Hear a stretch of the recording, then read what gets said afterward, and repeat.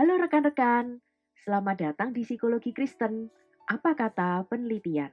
Ini adalah wadah di mana saya akan membagikan wawasan tentang psikologi Kristen dari hasil-hasil penelitian.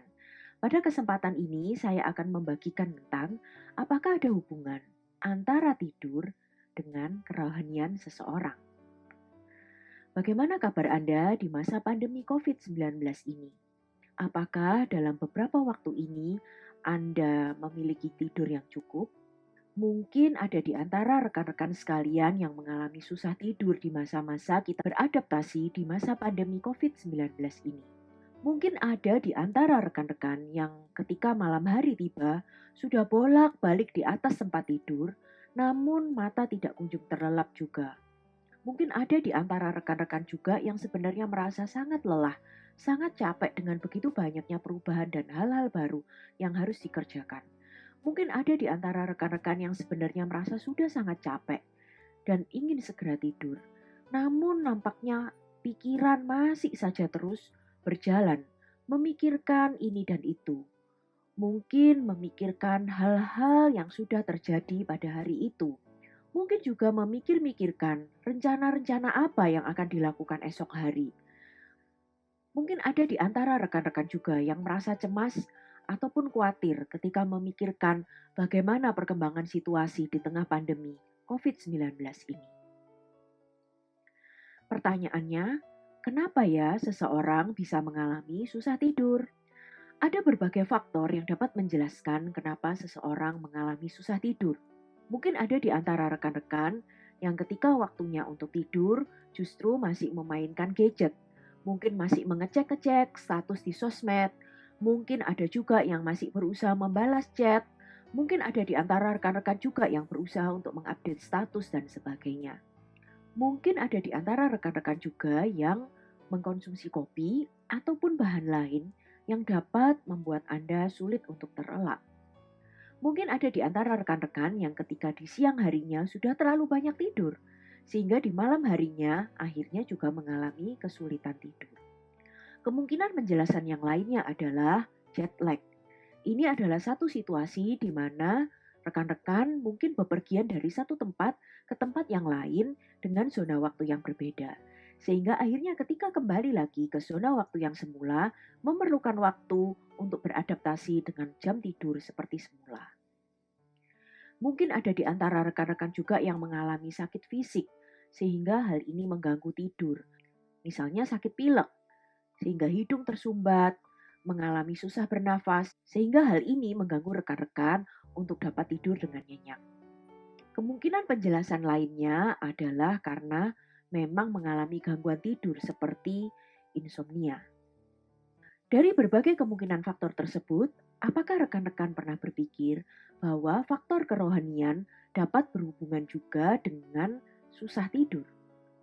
Apa betul ada hubungan antara tidur dengan kerohanian seseorang? Ternyata menurut hasil penelitian jawabannya ada hubungannya. Sejauh ini hasil penelitian menemukan bahwa orang yang terlibat secara aktif dalam kegiatan rohani seperti berdoa, beribadah, menganggap imannya sebagai hal yang penting dalam hidup, mengalami kualitas tidur yang jauh lebih baik. Mungkin rekan-rekan bertanya, kenapa ya kok bisa demikian? Bagaimana ceritanya? Hasil penelitian dengan survei ke kelompok usia dewasa memberikan dua kemungkinan penjelasan.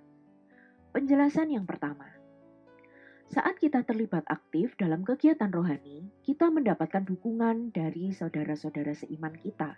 Mungkin ada di antara saudara-saudara seiman kita yang mengirimkan renungan, ada yang mengirimkan kesaksian, mengirimkan ayat-ayat firman Tuhan untuk mengingatkan kita lagi tentang apa yang kita yakini. Dan hal ini juga menolong kita untuk diingatkan kembali bahwa Tuhan sungguh hadir dan mengendalikan hidup kita.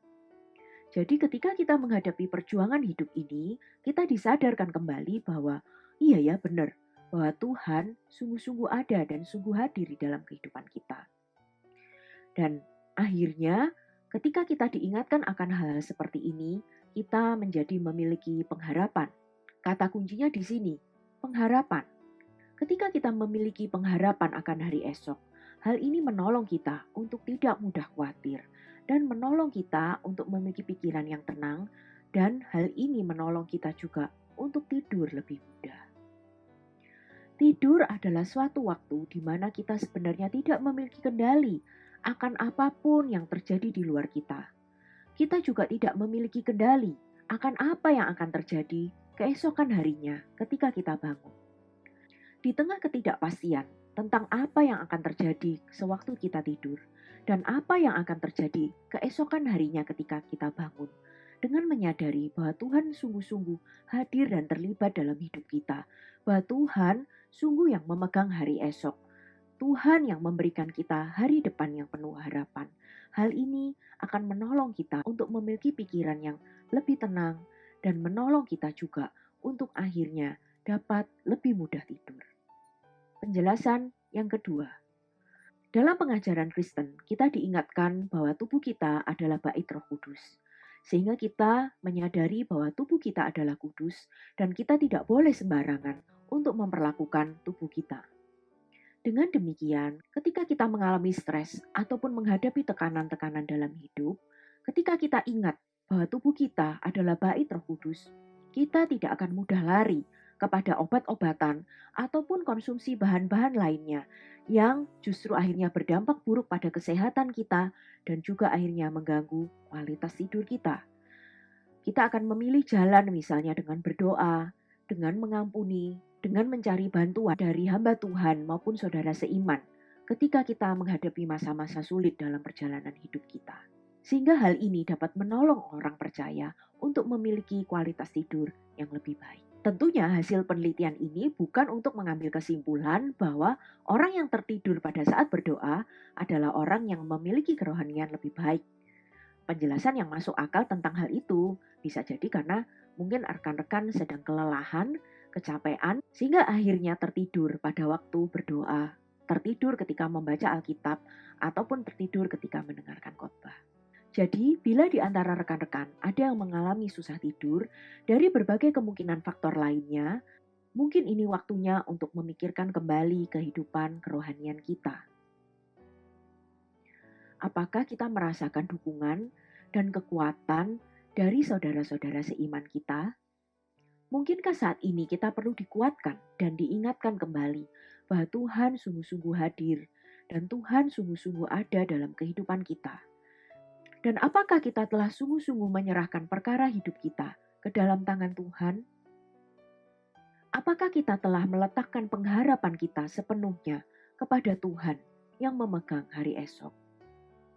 Dan apakah sejauh ini kita telah memperlakukan tubuh kita sebagai bait Roh Kudus sehingga kita juga berupaya untuk menjaga kesehatan tubuh kita dengan baik? Di akhir bagian ini, saya berharap Anda mendapatkan berkat dari apa kata penelitian mengenai psikologi Kristen tentang topik ini. Dan yang tidak kalah penting, di masa pandemi COVID-19 ini, saya berharap Anda dapat tidur dengan nyenyak. Terima kasih dan sampai jumpa di lain kesempatan.